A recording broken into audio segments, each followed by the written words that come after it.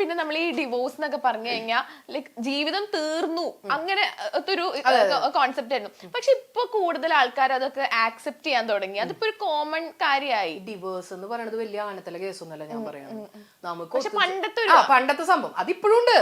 അതായത് നമ്മൾ ഈ ഒരു ദിവസം എന്തെങ്കിലും തല്ലുകൂടിയിട്ട് പെൺകുട്ടി വീട്ടിൽ വന്ന് നിൽക്കുമ്പോ, പ്രത്യേകിച്ച് ഈ നാട്ടിൻപുറത്തൊക്കെ ഉള്ള സിസ്റ്റത്തില്, ഫ്ലാറ്റിലൊന്നും അങ്ങനെ ഉണ്ടാവില്ല. നാട്ടിൻപുറത്തുള്ള ആൾക്കാരൊക്കെ കുറെ ദിവസമായില്ലോ മോള് ഇവിടെ നിൽക്കണം, മോളിന് തിരിച്ചു പോണില്ലേ എന്ന് ചോദിക്കുന്ന കുറെ ഇങ്ങനെ കാര്യന്വേഷണ ടീം ഉണ്ടല്ലോ, കാര്യന്വേഷണ ടീം. അവരെ കൊണ്ടാണ് വല്ലാത്ത തൊയിരക്കേട്. നമ്മുടെ അപ്പനും അമ്മയ്ക്ക് ഉണ്ടാവില്ല അത്ര ബുദ്ധിമുട്ട്. എന്നിട്ട് ഇപ്പൊ ഈ വിസ്മയുടെ പോലത്തെ ആൾക്കാർ ആരെങ്കിലും ഒക്കെ മരിച്ചു കഴിയുമ്പോ പിന്നെ കുറെ #, വിസ്മയ, അയ്യോ. അതിന്റെ അടിയിൽ വരുന്ന ഏറ്റവും ബെസ്റ്റ് കമന്റ് എന്താണെന്നറിയോ? ആ പെൺകുട്ടീനെ എനിക്ക് തരാമായിരുന്നില്ലേ, ഞാൻ വളർത്തുമായിരുന്നല്ലോ ആ പൊന്നു മോളെ. അവളായിരിക്കും അല്ലെങ്കിൽ അവനായിരിക്കും ഏറ്റവും അധികം. അത് മനസ്സിലായില്ലേ?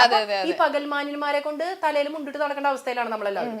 അപ്പൊ ഈ ഡിവോഴ്സ് എന്ന് പറയുന്നത് വലിയ ആണത്തര സംഭവം. നമുക്ക് ഒത്തുപോകാൻ പറ്റില്ല എന്നുണ്ടെങ്കിൽ അറ്റ്ലീസ്റ്റ് ആ മക്കൾക്കെങ്കിലും സമാധാനവും. ഒരു എപ്പോഴും എന്താന്ന് വെച്ചാൽ നമ്മളൊരു പിക്ചർ പെർഫെക്റ്റ് ആവാനാണ് നോക്കുന്നത്. അപ്പൊ നമ്മൾ എപ്പോഴും ഇപ്പൊ പുറത്തേക്ക് പോകുമ്പോഴോ ഫംഗ്ഷന് പോകുമ്പോഴോ എന്തെങ്കിലുമൊക്കെ ഗ്യാതറിങ്സിന് പോകുമ്പോൾ, ഇപ്പൊ ഞാൻ എന്തെങ്കിലും ഒരു പാർട്ടിക്ക് എന്തെങ്കിലും ഫംഗ്ഷന് പോകുമ്പോൾ ഞാനും മക്കളും മാത്രമുള്ള ഫോട്ടോ കാണുമ്പോൾ ചിലരൊക്കെ ചോദിക്കാറുണ്ട്, അയ്യോ ഹസ്ബൻഡ് എവിടെ, ഹസ്ബൻഡിനെ കണ്ടില്ലല്ലോ എന്നൊക്കെ. ചിലപ്പോൾ ആൾക്ക് വരാൻ പറ്റാത്ത ഒരു സാഹചര്യം ആയിരിക്കും, ചിലപ്പോൾ ആൾക്ക് വരാൻ താല്പര്യം ഉണ്ടാവില്ലായിരിക്കും. അതൊക്കെ നൺ ഓഫ് ദെയർ ബിസിനസ് അല്ലെ?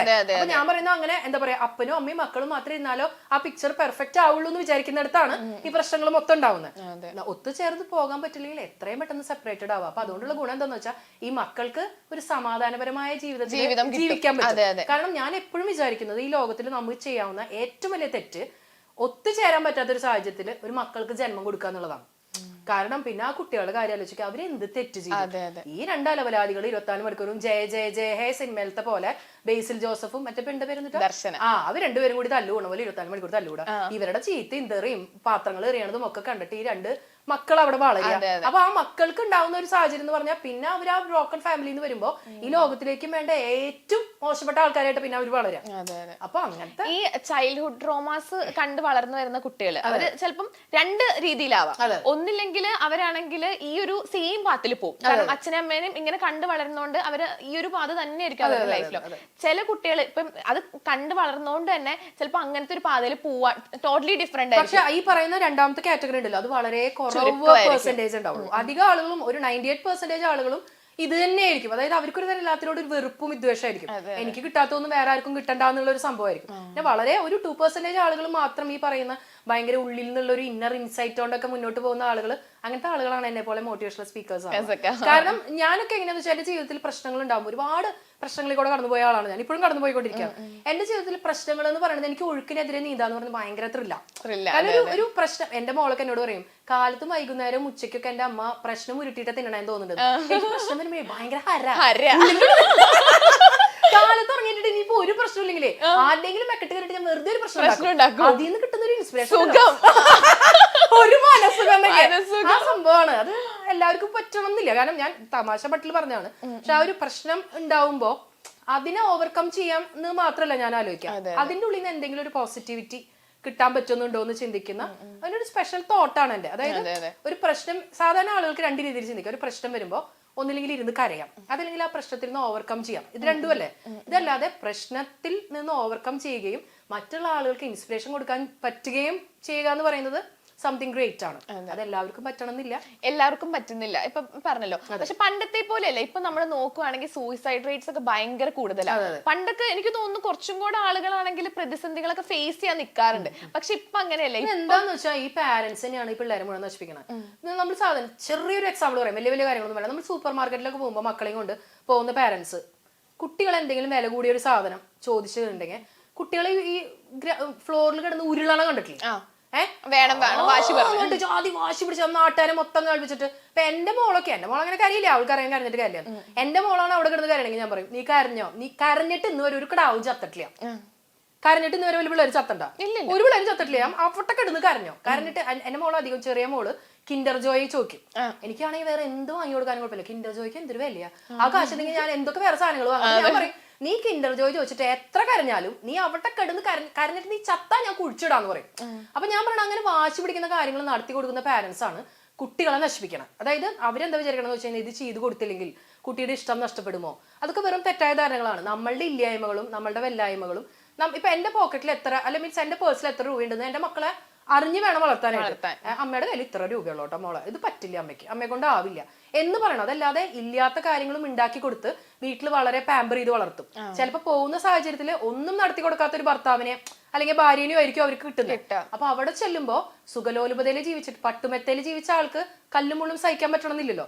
കുറച്ച് ദുരിതമൊക്കെ വീട്ടിൽ അനുഭവിക്കട്ടേന്നേ, എല്ലാം നടത്തി കൊടുക്കണമെന്നില്ല. ഇപ്പം ടീച്ചറാണെങ്കിൽ ഒരുപാട് കുട്ടികളെ പഠിപ്പിച്ചിട്ടുണ്ട്. ടീച്ചർ ഇപ്പൊ സോഷ്യൽ മീഡിയയിലാണെങ്കിലും ഒരുപാട് യങ്സ്റ്റേഴ്സ് ടീച്ചർ ഫോളോ ചെയ്യുന്നുണ്ട്. ഇപ്പൊ നമ്മൾ നോക്കുകയാണെങ്കിൽ ഒരുപാട് യങ്സ്റ്റേഴ്സ് ഇപ്പൊ ലഹരി ഇതിലൊക്കെ അടിമകളാണ്. അത് കാരണം ഒരുപാട് ക്രൈംസ് ഉണ്ടാവുന്നുണ്ട്. അപ്പൊ ഇതിന്റെ ഒക്കെ ഒരു മെയിൻ കാരണം എന്തായിരിക്കും?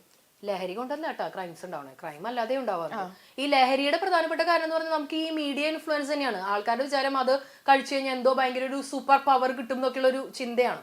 അല്ലെ, ലഹരിയിൽ അടിമപ്പെട്ട് കഴിഞ്ഞാൽ നമുക്ക് 10 നിലയുള്ള ബിൽഡിങ്ങിന്റെ താഴേക്ക് ചാടാം, അല്ലെങ്കിൽ വേറെ പല കാര്യങ്ങളും ചെയ്യാൻ പറ്റും, എന്ത് ചെയ്താലും നമ്മൾ മറ്റൊരു സൂപ്പർ പവർ ആണ് എന്നൊക്കെയുള്ള ചിന്ത കുട്ടികളുടെ വികലമായൊരു ചിന്ത. പിന്നെ അതെന്തോ ലഹരി കഴിച്ചു കഴിഞ്ഞിട്ടുണ്ടെങ്കിൽ എന്താ ഫ്ലോട്ട് ചെയ്യും എന്നാണ് പറയുന്നത്. ഇപ്പൊ നമ്മൾ ഫ്രണ്ട്സ് എല്ലാവരും ഇങ്ങനെ ഇരിക്കുമ്പോൾ ഇപ്പൊ അതിനകത്ത് ഇപ്പൊ ആരെങ്കിലും ഇപ്പൊ എന്തെങ്കിലും ഒരു ലഹരി എന്തെങ്കിലും ഒക്കെ ഉപയോഗിക്കണം. ലഹരി എന്ന് പറഞ്ഞാൽ ഡ്രിങ്ക്സിനെ ഞാൻ ലഹരിയായിട്ട് കൂട്ടിയിട്ടില്ല കേട്ടാ. അത് പ്രശ്നം. ഇപ്പം നമ്മളത് വേണ്ടാന്ന് പറയുകയാണെങ്കിൽ ഇത് എന്തത് ഒരു ഇപ്പോഴും ആ പഴയ കാലഘട്ടത്തിലാണോ? എന്തും ഒരു പരിധിയിൽ നിർത്തുകയാണെങ്കിൽ എല്ലാം നല്ലതാണ്. ഇപ്പൊ ഞാൻ പറയണേ, ഒരു ഡ്രിങ്ക്സ് എന്ത് തന്നെ ഡ്രിങ്ക്സ് ആണെങ്കിലും അതിന്റെ ടേസ്റ്റ് അറിയാനായിട്ട് നമ്മളൊന്ന് സിപ്പ് ചെയ്തതുകൊണ്ട് നമ്മൾ ഈ ലോകത്തിലെ ഏറ്റവും വലിയ കുടിയനോ അല്ലെങ്കിൽ ഏറ്റവും വലിയ സംഭവം ഒന്നും ആയി മാറില്ല. പക്ഷെ ഒക്കത്തിന് നമുക്കൊരു ബൗണ്ടറി നഷ്ടപ്പെടുന്ന രീതിയിൽ, അതായത് നമ്മളിങ്ങനെ കിടന്ന് ആടി ഒലയുന്ന രീതിയിലേക്ക് നമ്മളെ തന്നെ കൊണ്ടെത്തിക്കുകയാണെന്നുണ്ടെങ്കിൽ അത് ഡേഞ്ചറസ് ആണ്.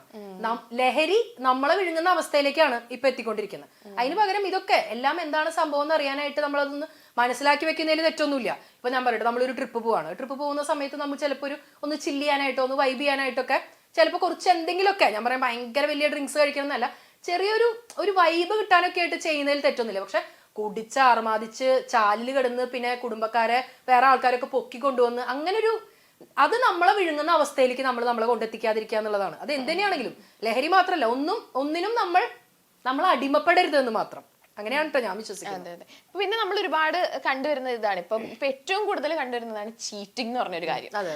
കാരണം പണ്ടൊക്കെ നമുക്കാണെങ്കിൽ ഓപ്പോസിറ്റ് നിൽക്കുന്ന ആൾക്കാണെങ്കിൽ ഹേർട്ട് ആവോന്ന് വിചാരിച്ച് നമ്മളൊരു പരിധി വരെ അതിന് പോയില്ല. പക്ഷെ ഇപ്പൊ അങ്ങനെ എന്താ പറയാ, ഒരു ഫീലിങ്സ് ഒന്നും ഇല്ല. മറ്റാൾക്ക് ഇപ്പൊ എന്തായാലും നമുക്കൊരു വിഷയമല്ല എന്നുള്ള രീതിക്കാണ്. അത് അധികം ഈ റിലേഷൻഷിപ്പിനെ ബേസ് ചെയ്തിട്ടാണെങ്കിൽ ചീറ്റിങ്ങിനെ എല്ലാവരും എപ്പോഴും വിചാരിക്കുക ഫ്ലേട്ടിംഗ് ആണെന്നാണ്.